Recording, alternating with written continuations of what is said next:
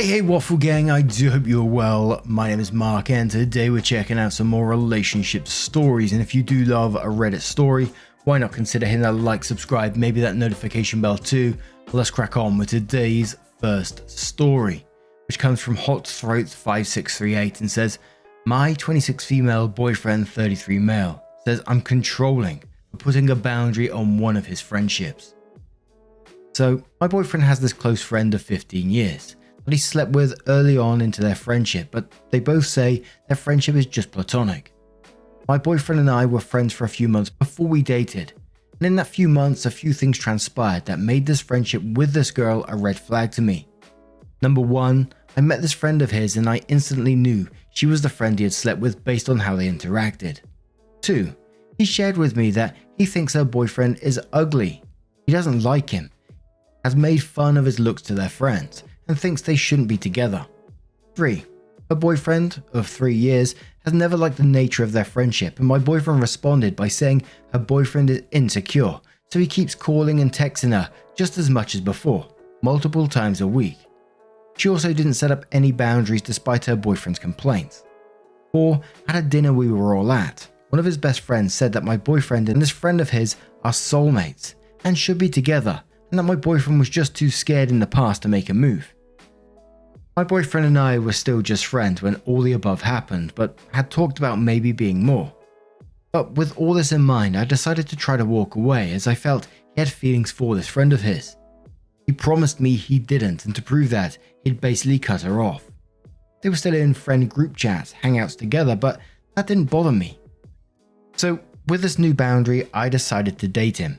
And after about a month, he said he couldn't do it and had to have her in his life as she was important to him, and that he'd walk away from us if it meant getting to have her as a friend again. So I compromised and was okay with a friendship. As I understand, it's jarring to just stop talking to someone, but I expressed I still wasn't comfortable with a close friendship between the two and expected her to not be as close as they once were. Cut to 8 months later, and he expressed that he feels that I'm controlling for the boundaries I set for this friendship, and he doesn't want to have to think about how and when he interacts with her, so he wants to be able to be best friends with her as he was before we dated. He has multiple female friends, but wants to be the closest with her, as that's how it was before I came into the picture. To which I replied I was not comfortable with it. I feel that he just keeps moving the goalposts on this topic and appeased me in the beginning just to flip once I was more invested in him. He says I'm being insecure and controlling, but I feel I'm not, as I've had no issues with any of his other female friendships. He has another female friend that he briefly dated when they were really young, and I haven't taken issue with that friendship.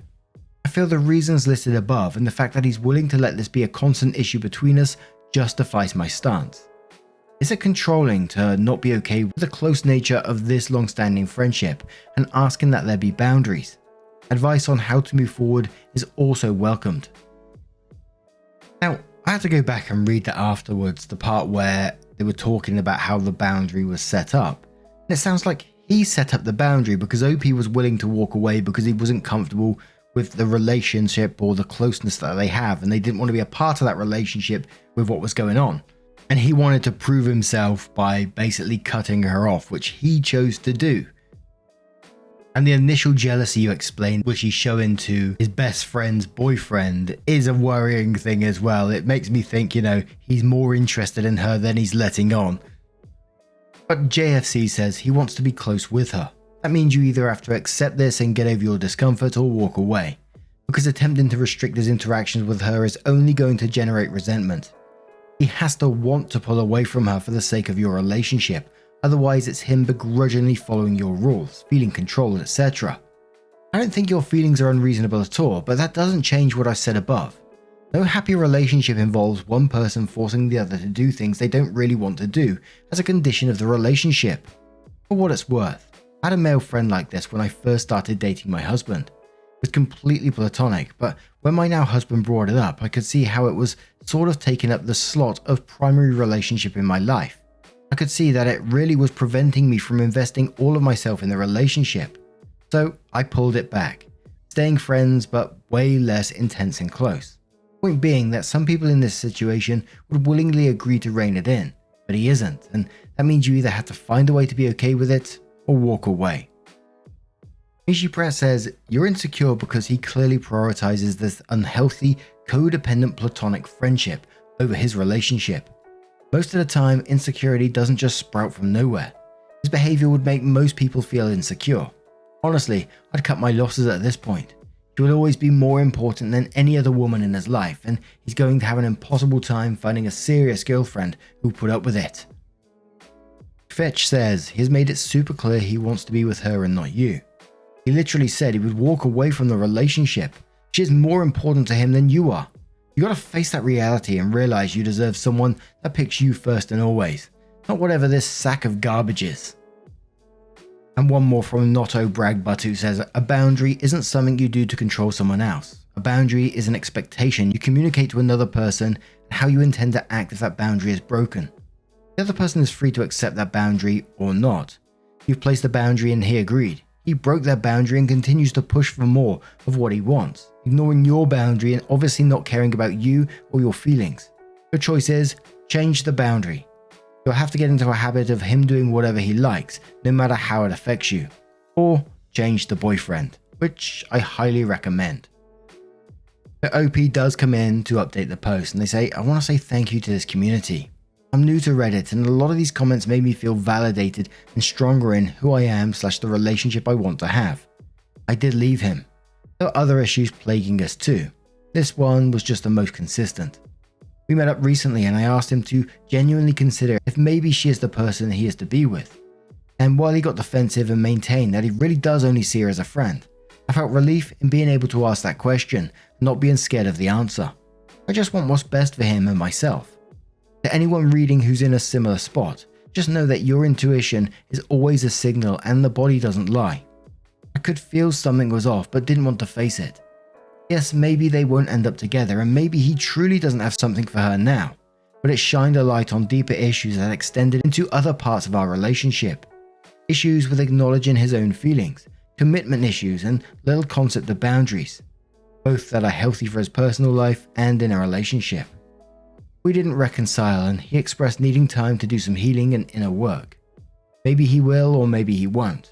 I hope he does, since I want him to succeed in life, but I know it's not my responsibility. I did learn a lot from this experience. Some of these comments were harsh, but it made me take a look at my own issues and know that I deserve to be with someone who treats me as a priority. Very grateful to this community." And you know, for OP, of course, it's going to hurt for a little while. Breaking up that relationship, someone that you've been with for a little while, of course that's going to hurt. But I'm always incredibly happy to see when they say they've learned a lot from the experience and that they've realized their self-worth in a way and they deserve a lot better and deserve to be a priority in someone else's life. I always think that's a wonderful outcome from a story. Like I said, although it's going to hurt initially. But what do you guys make of this situation? Let me know your thoughts down in the comments below.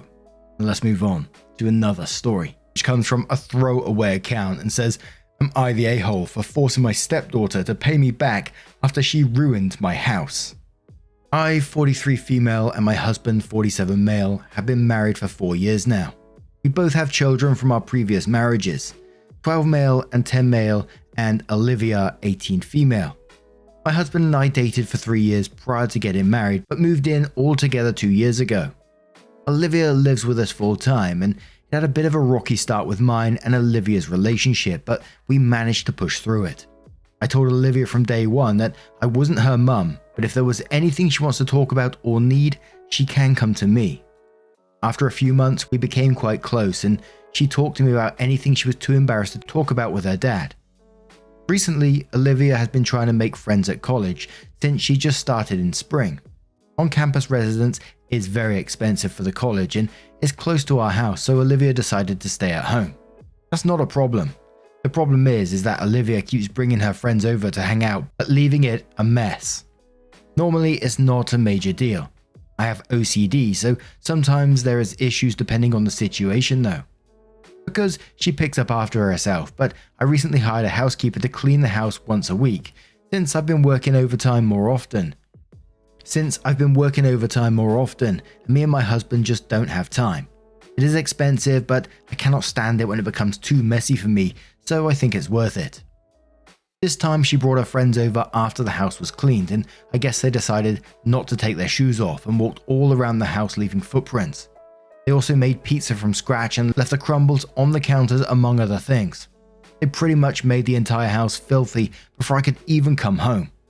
Once again, the cleaning service is quite expensive because I like a higher level of cleaning quality, so I was pissed. My husband is trying to make me let it go because Olivia has always struggled making friends, but I can't let it go because of how much it cost. I requested the exact amount I paid for the cleaning service to her Venmo, and she acted all confused on why she had to pay for it. I explained that her and her friends ruined my house that was just cleaned, but she insisted it wasn't her.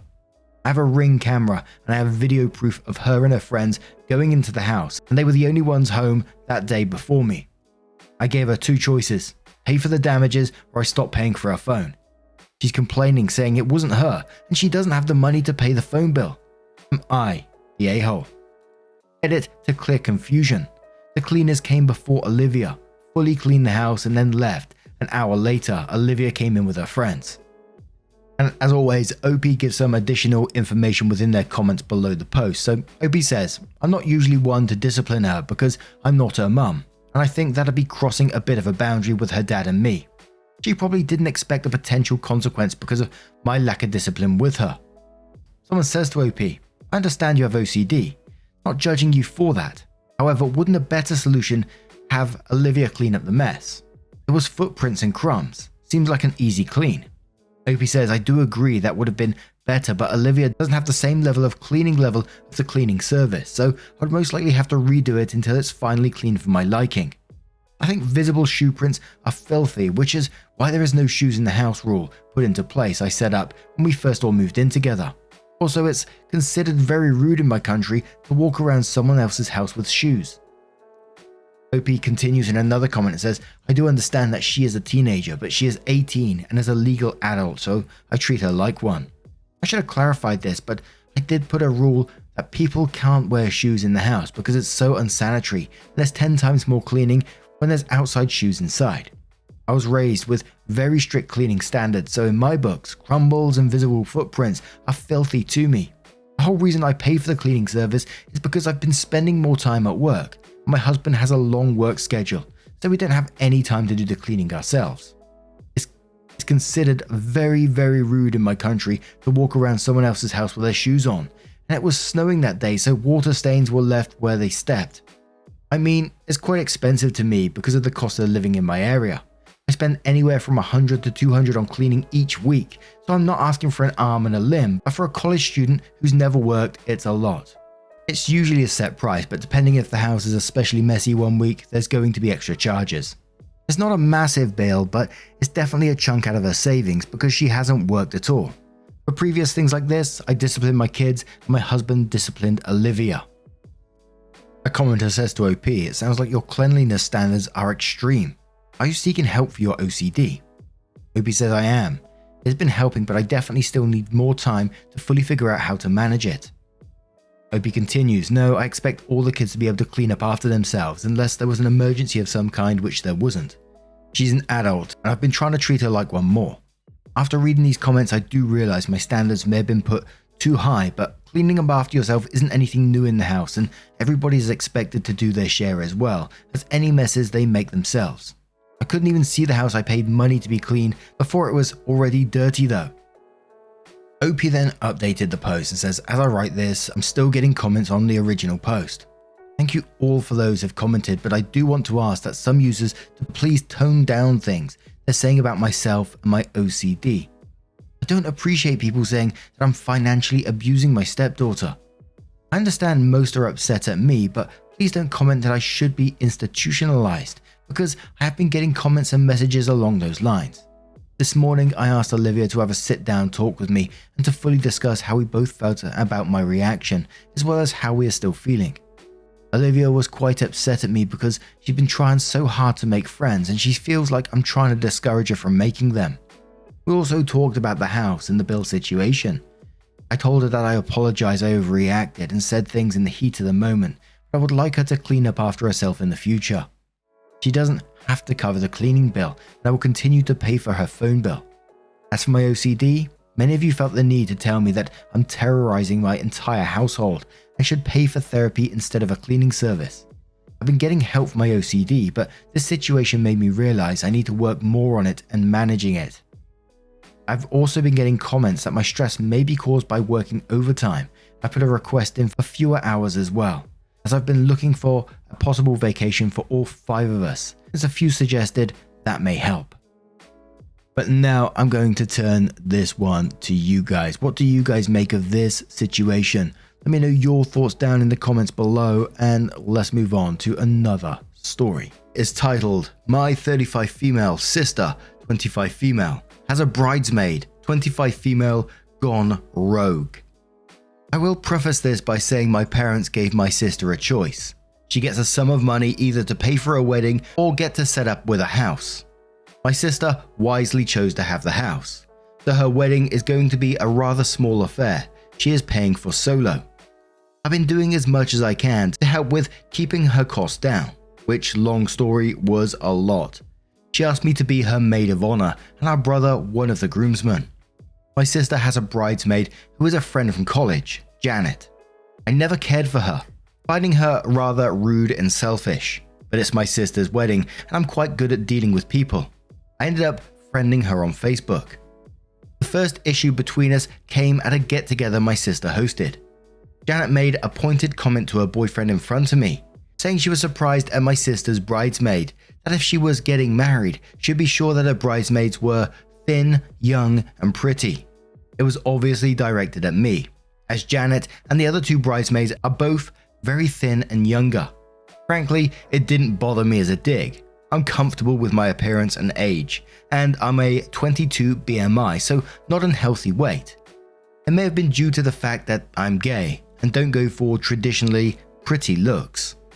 The next issue though came with a bridal shower. I planned it with 2 cousins.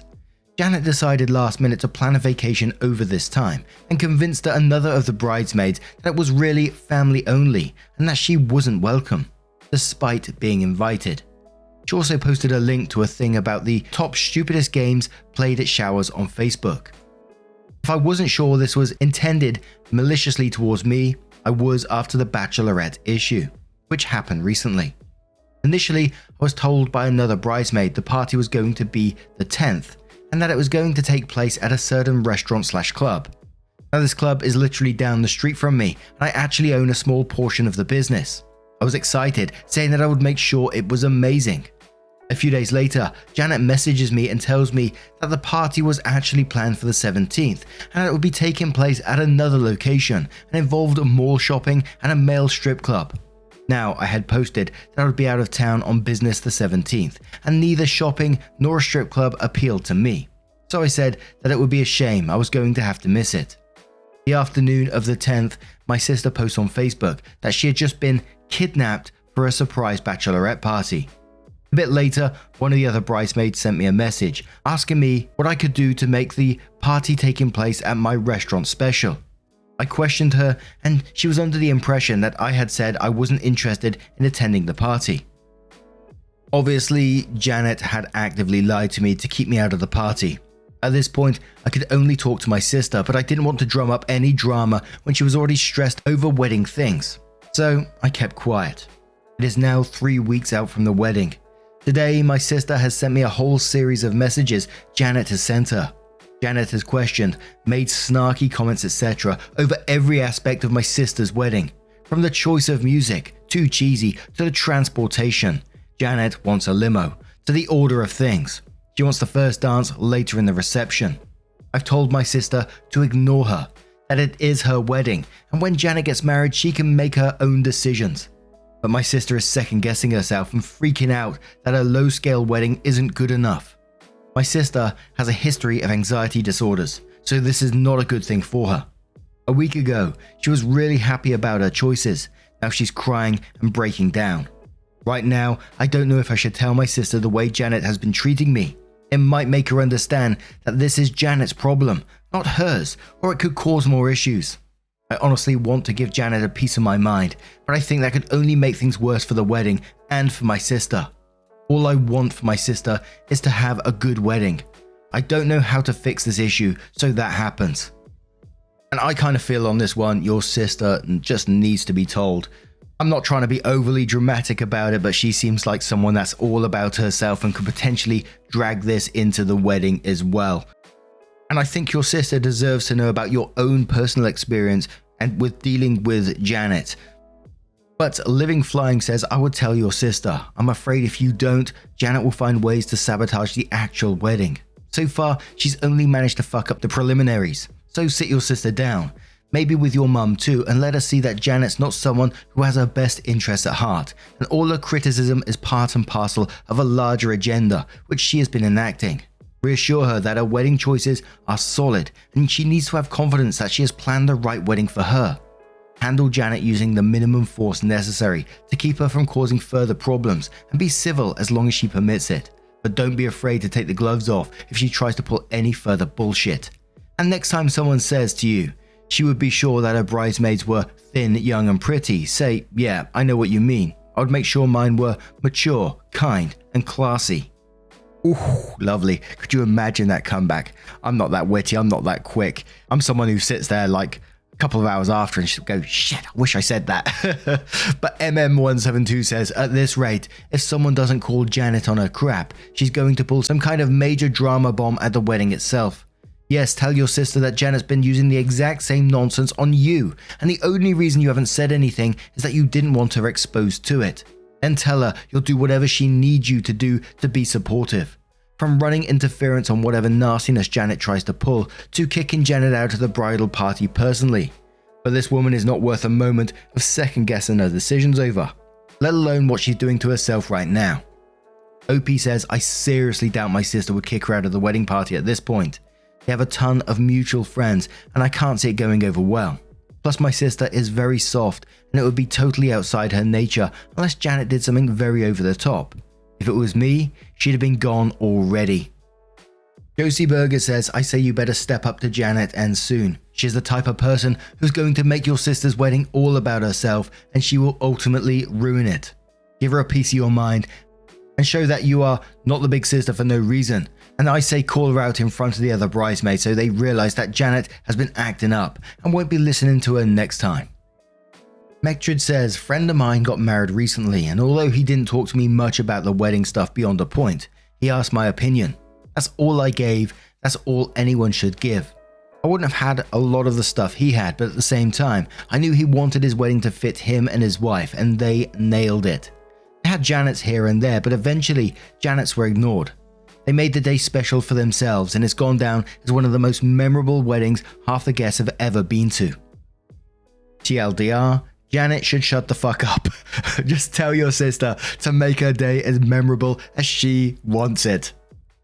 And there was one more relevant comment where OP gave some additional info, about what all the other brides may think of all this, and OP said, as far as I know, they aren't really aware of what's going on. The bridal shower and bachelorette party were both sort of framed as mistakes, so I doubt they know or notice I was purposely snubbed.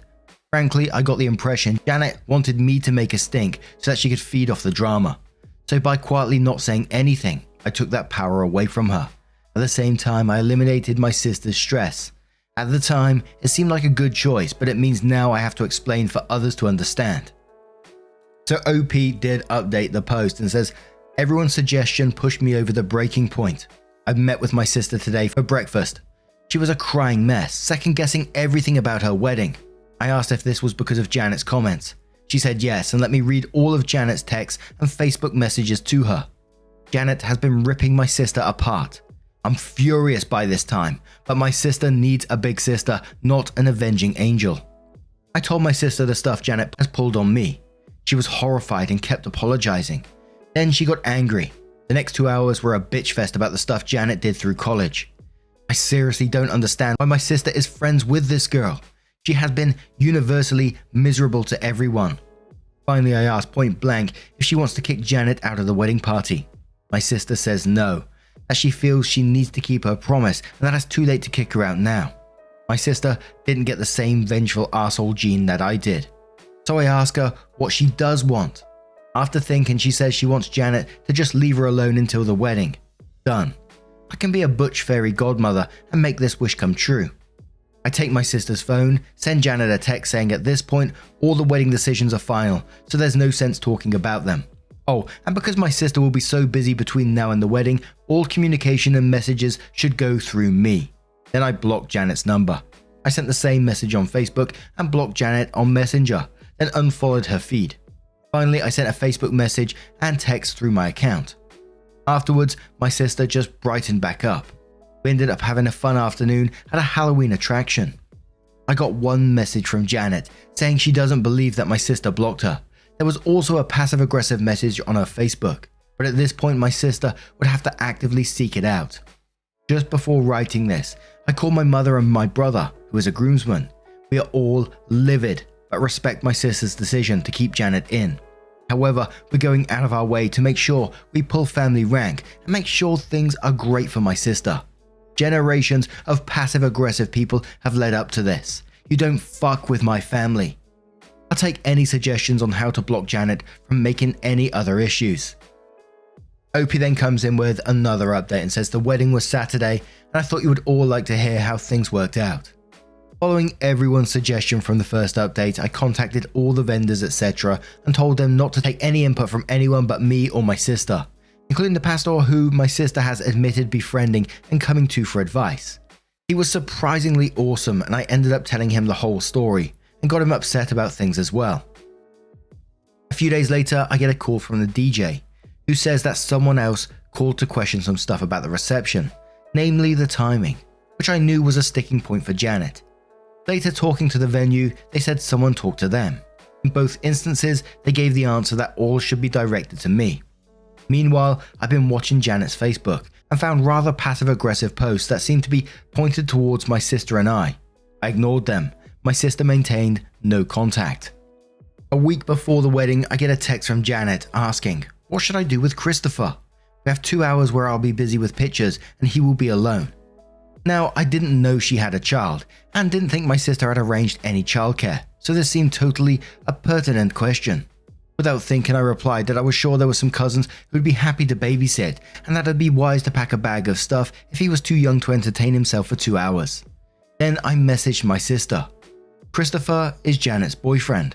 It was an honest mistake, but kind of hilarious. Janet didn't message me back. Before the rehearsal, I made sure Janet had the full schedule for the weekend. I sent it through text, email, and Facebook message. She responded maybe twice on the group message I sent. The day before the rehearsal, I sent her several texts reminding her to be at the church at 5. Of course, she wasn't there. Everyone starts talking about it, and I guessed at this point word had gotten around that Janet was being a pain, and the general consensus was disgust and relief. The pastor and I talked, and he pulled my sister aside and said they would make plans if Janet just wasn't there. It wasn't really a big adjustment. One groomsman would instead escort in the groom's grandmother. We would do a run-through. The pastor calls for us to do another quick run-through of walking and seating, and the doors open and there is Janet. I think she thought she was making an entrance. Instead, everyone, grandparents and parents and bridal party, are all shooting her the dirtiest of looks. The pastor, to his credit, put on his best, dripping with disdain, Professor Snape voice and said, "You must be Janet. We thought you weren't coming," and waved for her to get in line. She seemed cowed and stayed very quiet. Afterwards, she tried to rather loudly claim that she had no clue what the timings were. This was quickly disproved thanks to the text I had saved. She is at this point just hanging all over my sister, sort of sniveling.